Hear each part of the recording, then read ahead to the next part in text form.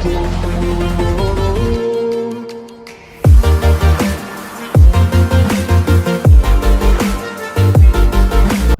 Students, welcome back to the channel Shiksha Tube. तो स्वागत है आपका एक न्यू लेसन में। पिछले लेसन का एक रिकैप करते हैं। तो पिछले लेसन में हमने बैक क्वेश्चंस में question number 1 to question number 11 solve किया था। अब आज के लेसन में हम उसके आगे से कंटिन्यू करेंगे, यानी कि क्वेश्चन नंबर 12 से क्वेश्चन नंबर 20 और उसी के साथ ही चैप्टर हम खत्म करेंगे। तो चलिए शुरू करते हैं। तो हमारे पास क्वेश्चन नंबर 12 है, right one equation each for the decomposition reactions where energy is supplied in the form of heat, light और electricity। तो हमें हीट, लाइट और इलेक्ट्रिसिटी तीनों केसेस में लिखना है कि डीकॉम्पोजिशन रिएक्शन किस तरह का होगा, यानी कि वो डीकॉम्पोजिशन रिएक्शन किस तरह का होगा जिसमें हीट एब्जॉर्ब होगी, सिमिलरली जिसमें लाइट एब्जॉर्ब होगी और सिमिलरली जिसमें इलेक्ट्रिसिटी एब्जॉर्ब होगी। तो क्वेश्चन नंबर 12 में पहला होगा, कैल्शियम कार्बोनेट जब हीट एब्जॉर्ब करेगा उसके बाद जो रिएक्शन होगा, it will decompose into calcium oxide and carbon dioxide. Second example है हमारा AgBr, यानी कि जब लाइट एब्जॉर्ब करके सिल्वर ब्रोमाइड जो है वो डिकम्पोज होगा सिल्वर और ब्रोमीन में। थर्ड एग्जाम्पल हमने पहले भी डिस्कस किया है। थर्ड एग्जाम्पल है when there is a electrolysis of water, यानी कि जब इलेक्ट्रिसिटी की एनर्जी यूज करके हम वाटर का इलेक्ट्रोलिसिस करेंगे तो ब्रेक डाउन होगा हाइड्रोजन गैस में और ऑक्सीजन गैस में। चलिए नेक्स्ट क्वेश्चन की तरफ बढ़ते हैं। 13th क्वेश्चन है, what is the difference between double displacement and displacement reaction, and also we have to give some examples justifying the both। तो डिस्प्लेसमेंट रिएक्शन वो होता है जहाँ एक हाईली रिएक्टिव एलिमेंट एक लेस रिएक्टिव एलिमेंट को उसकी सॉल्ट से डिस्प्लेस कर देता है। इसका एग्जाम्पल देखते हैं क्या होगा। तो इसका एग्जाम्पल हो सकता है कि जब आयरन कॉपर सल्फेट सोल्यूशन से रिएक्ट करेगा तो हमें मिलेगा आयरन सल्फेट और कॉपर। ये हमने एक एक्टिविटी में भी डिस्कस किया था इसी चैप्टर में, जिसमें कि आयरन नेल्स को हमने कॉपर सल्फेट सोल्यूशन में डिप किया था। तो अब बात करते हैं डबल डिस्प्लेसमेंट रिएक्शन की। डबल डिस्प्लेसमेंट रिएक्शन में there is an exchange of ions, यानी कि आयंस एक्सचेंज होते हैं सॉल्ट्स के बीच। तो इसका एक एग्जांपल देखते हैं और समझते हैं कि ये क्या होता है। तो इसके रिएक्शन हो सकता है, barium chloride when reacts with sodium sulphate will give you a precipitate of barium sulphate and sodium chloride. तो नेक्स्ट क्वेश्चन की तरफ बढ़ते हैं। क्वेश्चन नंबर 14 है, in the refining of silver the recovery of silver from silver nitrate solution involve the displacement bye copper metal, write down the reaction involved. तो अगर हमें refining of silver नहीं भी पता तो इस क्वेश्चन में the next statement is saying that the refining of silver is done by extracting silver from the AgNO3 solution, यानी कि सिल्वर नाइट्रेट सोल्यूशन से सिल्वर को एक्सट्रैक्ट करते हैं with the help of copper.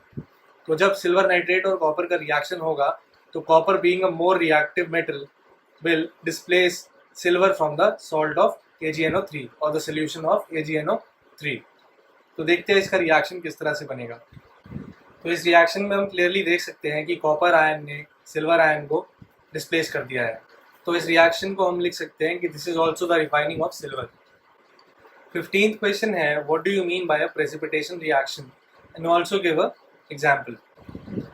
So when an insoluble solid is formed in a solution then that reaction is known as a precipitation reaction and that substance is called a precipitate। तो इसका example हम देखते हैं। इसका example हमने पहले भी discuss किया है और इस चैप्टर में एक एक्टिविटी के रूप में भी ये एग्जाम्पल था। तो देखते हैं इसका एग्जाम्पल क्या होगा। तो इसका एग्जाम्पल होगा, barium chloride when reacts with sodium sulphate gives barium sulphate and sodium chloride. तो इसका एग्जाम्पल होगा, barium chloride when reacts with sodium sulphate will give you a precipitate of barium sulphate and sodium chloride. तो इसमें हम देख सकते हैं कि बेरियम सल्फेट का एक प्रेसिपिटेट फॉर्म हो रहा है इस रिएक्शन में। तो ये एक एग्जाम्पल हो सकता है प्रेसिपिटेशन रिएक्शन का। तो चलिए आगे बढ़ते हैं। क्वेश्चन नंबर 16 है, explain the following in the terms of gain और loss of oxygen with 2 examples each for oxidation and reduction. तो ऑक्सीडेशन तब होता है जब किसी भी सब्सटेंस में से ऑक्सीजन गेन हो, यानी कि किसी एलिमेंट या कंपाउंड में ऑक्सीजन गेन हो रहा हो, और रिडक्शन उसी सब्सटेंस में होता है, उसी एलिमेंट में कहा जाता है जिसमें से ऑक्सीजन लूज हो रहा हो। तो देखते हैं कुछ एग्जाम्पल जिससे हमें समझ में आ जाए कि ऑक्सीडेशन और रिडक्शन में क्या होता है। तो ऑक्सीडेशन के दो एग्जाम्पल्स हो सकते हैं। पहला, when copper reacts with oxygen then it forms copper oxide, यानी कि जो कॉपर होगा वो जब ऑक्सीजन से रिएक्ट करेगा तो कॉपर ऑक्साइड फॉर्म करेगा और इस केस में कॉपर जो है वो ऑक्सीडाइज हो रहा है। सेकेंड एग्जाम्पल हमारा हो सकता है बर्निंग ऑफ कोल का या ऑक्सीडेशन ऑफ कार्बन का, यानी कि जब हम कार्बन को ऑक्सीजन से रिएक्ट कराएंगे तो हमें कार्बन डाइऑक्साइड मिलेगा। और क्लियरली हम यहाँ पे देख सकते हैं कि कार्बन का ऑक्सीडेशन बुरा है। अब बात करते हैं रिडक्शन के कुछ एग्जांपल्स की। तो रिडक्शन में पहला एग्जांपल हो सकता है when copper oxide is heated in the presence of hydrogen gas, then it forms copper and water. And the second example can be when zinc oxide reacts with carbon, then it gives us zinc and carbon monoxide as a result. तो इस case में देख सकते, पहले case में copper oxide जो है वो रिड्यूस होकर कॉपर बन रहा है, और सेकंड केस में जिंक ऑक्साइड जो है वो रिड्यूस होकर जिंक बन रहा है।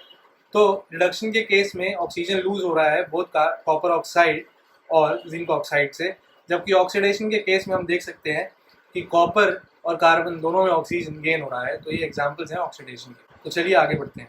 क्वेश्चन नंबर 17 है shiny brown coloured element X is heated in air and it becomes black in colour, name the element X in the black colour compound form. तो देखते हैं इसका रिएक्शन किस तरह से होगा। तो ये रिएक्शन कुछ ऐसा दिखेगा that X + O2 will give you X oxide, यानी कि ये एलिमेंट जो भी होगा ये बर्निंग के बाद एक ऑक्साइड फॉर्म करेगा, और ये यूजुअली होता है कॉपर के केस में कि जो कॉपर ऑक्साइड है वो ब्लैक होता है। तो हम कह सकते हैं इस केस में जो X होगा वो होगा कॉपर। तो चलिए नेक्स्ट क्वेश्चन की तरफ बढ़ते हैं। क्वेश्चन नंबर 18 है why do we paint iron articles. तो इसका आंसर बहुत सिंपल है। हमारे एटमॉस्फेयर में ऑक्सीजन होती है, और अगर ये आयरन डायरेक्ट कॉन्टैक्ट में आ जाए ऑक्सीजन के तो रस्टिंग हो सकती है। तो रस्टिंग को अवॉइड करने के लिए इस पर पेंट लगाया जाता है। चलिए नेक्स्ट क्वेश्चन देखते हैं। 19th क्वेश्चन है oil and fat containing food items are flushed with nitrogen why. तो हमें पता है कि ऑयली और फैटी फूड जो होता है वो ऑक्सीजन के साथ रिएक्ट करता है तो ऑक्सीडाइज हो जाता है और रैंसिड हो जाता है। तो इसे प्रिवेंट करने के लिए, रैंसिडिटी प्रिवेंट करने के लिए, ऑक्सीडेशन प्रिवेंट करने के लिए हम उसको नाइट्रोजन के साथ फ्लश करते हैं, यानी कि उसको भरते हैं। क्वेश्चन नंबर 20 है explain the following terms with one example each. First है कोरोजन। तो हमें पता है कोरोजन जो है वो तब होता है जब ऑक्सीजन की प्रेजेंस और मॉइस्चर या एसिड के कांटेक्ट में आने से जो मेटल है वो कोरोड हो जाता है, यानी कि खराब हो जाता है। स्पेसिफिकली जब हम बात करते हैं आयरन की तो उसमें रस्टिंग हो जाती है, सिल्वर भी ब्लैक कोटिंग बना लेता है, और कॉपर भी जो है वो ग्रीनिश लेयर बना लेता है। तो अब बात करते हैं हम इसके एग्जाम्पल की। तो हम एग्जाम्पल लेते हैं रस्टिंग का। तो अब हम यहाँ देख सकते हैं when iron is oxidised then it forms ferric oxide, यानी कि Fe2O3। तो this is the example for corrosion, यानी कि rusting of iron is an example of corrosion. अब हम बात करते हैं रैंसिडिटी की। Rancidity happens when fatty and oily foods are exposed to oxygen, तो वो ऑक्सीडाइज हो जाते हैं और रैंसिड हो जाते हैं। This is what rancidity is. इसका एग्जाम्पल है जो हम चिप्स के पैकेट्स लेते हैं मार्केट से, वो भी नाइट्रोजन गैस से भर के पैक किए जाते हैं ताकि वो रैंसिड ना हो जाए। तो इस वीडियो के साथ हमने इस चैप्टर को कर लिया है ख़त्म। अब नेक्स्ट वीडियो में हम एक नया चैप्टर स्टार्ट करेंगे जो कि है एसिड, बेसिस एंड सॉल्ट्स। तो मिलते हैं नेक्स्ट वीडियो में। Thanks for watching and keep watching. So that will be all for this video. If you have any doubts, you can mail us at newsuccess.8@gmail.com. And do not forget to like, share, and subscribe. Also, hit the bell icon for other lessons. Thank you.